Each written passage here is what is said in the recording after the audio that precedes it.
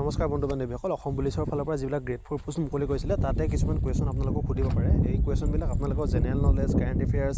আৰু history geography যিকোনো টপিকৰ পৰা আপোনালোক কুৱেশ্যনখিনি সুধিব পাৰে তো তাৰ ওপৰত ভিত্তি কৰি আমি আগৰবাৰো বিভিন্ন ধৰণৰ কুৱেশ্যন আমি চালি জাৰি চাই আপোনালোকৰ কাৰণে এটা ভিডিঅ' প্ৰস্তুত কৰিছোঁ আশা কৰোঁ ভিডিঅ'টো চাই আপোনালোকে অলপ হ'লেও উপকৃত হ'ব আৰু এনেকুৱা ধৰণৰ কুৱেশ্যন আপোনালোকক সোধাৰ চান্স আছে তো কুৱেশ্যনখিনি আপোনালোকে ভালদৰে বুজিবলৈ বা শুনিবলৈ চেষ্টা কৰিব আৰু যদিহে আপোনালোকে ইম্পৰ্টেণ্ট বুলি ভাবে ভিডিঅ'টো লগৰ বন্ধু বান্ধৱীসকলক শ্বেয়াৰ কৰিব যিসকলে গ্ৰেড 4 ইণ্টাৰভিউ দিম বুলি ভাবিছে তো যোৱাবাৰ এনেকুৱা ধৰণৰ কুৱেশ্যন কিছুমান কেণ্ডিডেটক সুধিছিলে তো তাৰ ওপৰত ভিত্তি কৰিয়ে আমি কিছুমান মানে সম্ভাৱনীয় কুৱেশ্যন আপোনালোকৰ আগত লৈ আহিছোঁ তো ভিডিঅ'টো স্কিপ নকৰাকৈ শেষলৈকে চাব আৰু যিসকলে এতিয়ালৈকে আমাৰ চেনেলটো ছাবস্ক্ৰাইব কৰা নাই চেনেলটো ছাবস্ক্ৰাইব কৰি ল'ব এতিয়া আমি ভিডিঅ'টো আৰম্ভ কৰিছোঁ প্ৰথম কুৱেশ্যনটো হৈছে সমগ্ৰ আহোম সমাজে পালন কৰা আটাইতকৈ গুৰুত্বপূৰ্ণ আহোম উৎসৱ অৰ্থাৎ পূৰ্বপুৰুষ পূজা কোনটো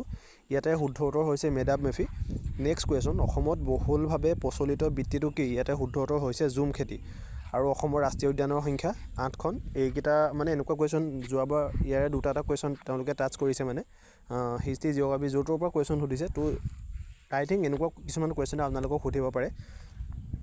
আৰু ইয়াতে নেক্সট কুৱেশ্যন হৈছে অসমৰ মুখ্য ন্যায়াধীশৰ নাম কি ইয়াৰে শুদ্ধ উত্তৰ হৈছে বিজয় বিষ্ণৈ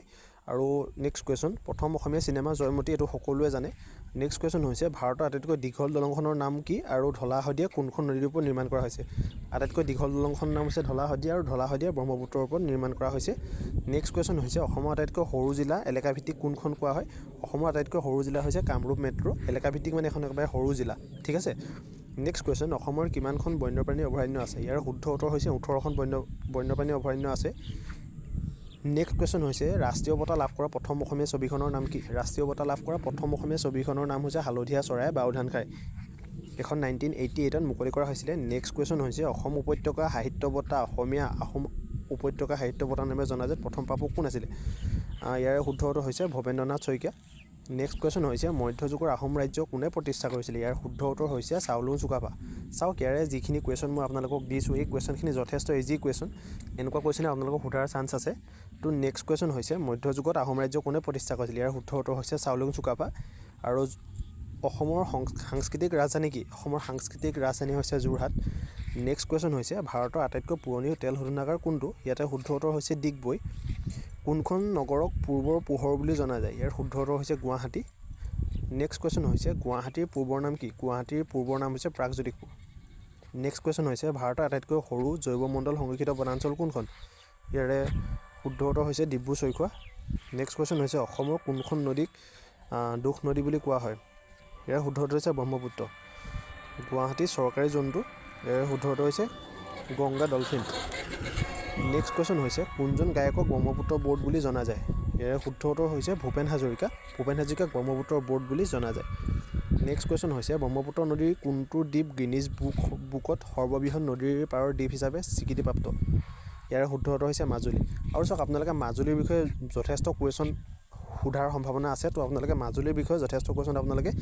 যিমান পাৰে কুৱেশ্যন আপোনালোকে কালেক্ট কৰি জানিবলৈ চেষ্টা কৰিব নেক্সট কুৱেশ্যন হৈছে অসমৰ বৰ্তমান ৰাজ্যপাল লক্ষ্মণ প্ৰসাদ আচাৰ্য হৈছে অসমৰ বৰ্তমান ৰাজ্যপাল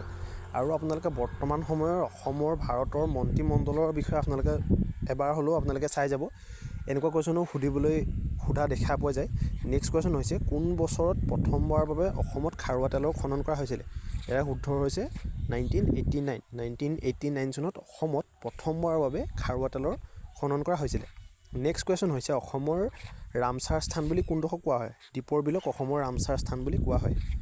নেক্সট কুৱেশ্যন হৈছে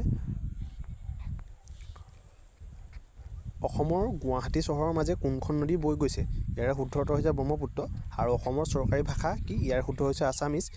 অসমীয়া মানে অসমৰ চৰকাৰী ভাষা অসমীয়া নেক্সট কুৱেশ্যন হৈছে অসমৰ পৰা পদ্মবিভূষণ একমাত্ৰ বঁটা প্ৰাপক কোন ইয়াৰ শুদ্ধ উত্তৰ হৈছে বিমল প্ৰসাদ চলিহা নেক্সট কুৱেশ্যন হৈছে অসমৰ কোনখন ৰাষ্ট্ৰীয় উদ্যান এক শিঙৰ গড়ৰ জনসংখ্যাৰ বাবে জনাজাত ইয়াৰ শুদ্ধ হৈছে কাজিৰঙা এশিঙীয়া গড়ৰ বিখ্যাত সকলোৱে জানে যথেষ্ট ইজি কুৱেশ্যন কিন্তু তাৰ মাজতে কিছুমান এনেকুৱা ষ্টুডেণ্ট আছে যিসকলে এই কুৱেশ্যনখিনিৰ এনচাৰ ভালদৰে নাজানে তেওঁলোকে চাই ল'ব আৰু সকলোলৈকে এটাই অনুৰোধ আমি ভিডিঅ'টো মানে কুৱেশ্যনখিনি আমি লিখি পেলাই দিবলৈ হোৱা নাই বৰ্তমান সময়ত মানে আমাৰ সময়ৰ নাটনিৰ কাৰণে আমি কৈ দিছোঁ তো আপোনালোকে ভিডিঅ'টো আপোনালোকে এবাৰ ভইচ মানে শুনি গ'লে হৈ যাব যথেষ্ট এইখিনি লিখিব নালাগে জাষ্ট আপোনালোকে এবাৰ শুনি যাব এইখিনি মানে সাধাৰণ কুৱেশ্যন জেনেৰেল নলেজৰ কুৱেশ্যন এইখিনি আপোনালোকে এবাৰ শুনি গ'লে হ'ব লিখিব নালাগে চাওক বিহুৰ ওপৰতো যথেষ্ট কুৱেশ্যন সুধিব পাৰে তো আপোনালোকে বিহুৰ ওপৰতো চাই যাব আৰু নিজ জিলাৰ যিবিলাক মানে ধৰক ইম্পৰ্টেণ্ট বস্তু আছে নিজৰ জিলাখনত যিবিলাক বস্তু আছে ধৰক ঐতিহাসিক কীৰ্তিচিহ্ন আছে বা অন্য কিবা আপোনালোকৰ জিলাত বস্তু আছে সেই বস্তুবিলাক আপোনালোকে চাই যাব ঠিক আছে আপোনালোকে নিজৰ জিলাখনৰ ওপৰত ভালদৰে চাই যাব জনসংখ্যা আৰু আপোনালোকৰ মহকুমা কিবা কিবি এইবিলাক নিজৰ জিলাখনত যিমান কুৱেশ্যন হ'ব পাৰে গোটেইখিনি আপোনালোকে চাই যাব আৰু আপোনালোকে মই এই কুৱেশ্যনখিনি অসমীয়াৰ বুকৰ পৰা সংগ্ৰহ কৰিছোঁ তো আপোনালোকে যিমান পাৰে নিজৰ জিলাখনৰ ওপৰত অসমীয়াৰ বুকত ভালদৰে পাই যাব প্ৰত্যেকখন জিলাৰে বিস্তৃতিৰ বিৱৰণ অসমীয়াৰ বুকত দিয়া আছে তো আপোনালোকে অসমীয়াৰ বুকৰ সহায় ল'ব পাৰে তো আজিলৈ ভিডিঅ'টো ইমানতে সমাপ্ত কৰিছোঁ নেক্সট আকৌ এটা ভিডিঅ'ত আপোনালোকক লগ পাম তেতিয়ালৈ ধন্যবাদ